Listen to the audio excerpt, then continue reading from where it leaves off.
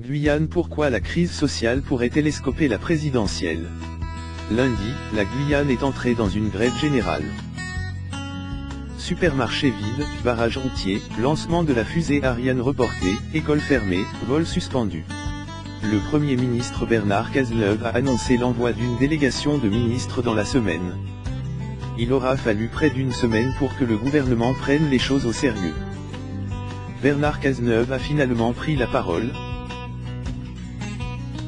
Alors que le territoire guyanais est secoué depuis une dizaine de jours par une crise sociale importante, le Premier ministre s'est exprimé lundi dans une allocution officielle, en direct de Matignon. Mon gouvernement fait le choix du dialogue et du respect, aidant appelé à l'apaisement. Face à la contestation, Bernard Cazeneuve a annoncé l'envoi d'une délégation de ministres. Selon nos informations, les ministres de l'Intérieur, de l'Agriculture devraient en faire partie. Et si la situation se décante, Bernard Cazeneuve lui-même pourrait faire le déplacement.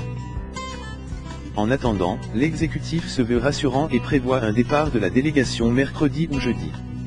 Le temps que les émissaires du gouvernement, 7 hauts fonctionnaires, dont Jean-Marie Cordet, ancien préfet de Guyane entre 1992 et 1995, déminent le terrain et trouvent des compromis. Reste que la situation est complexe.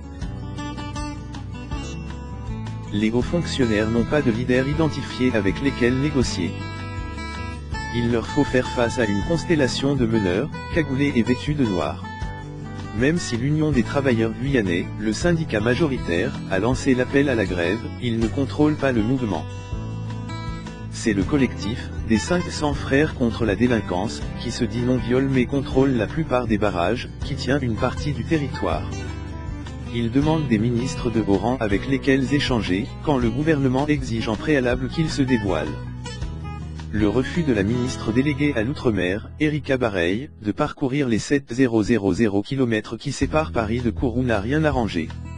Un mouvement qui tombe au plus mal.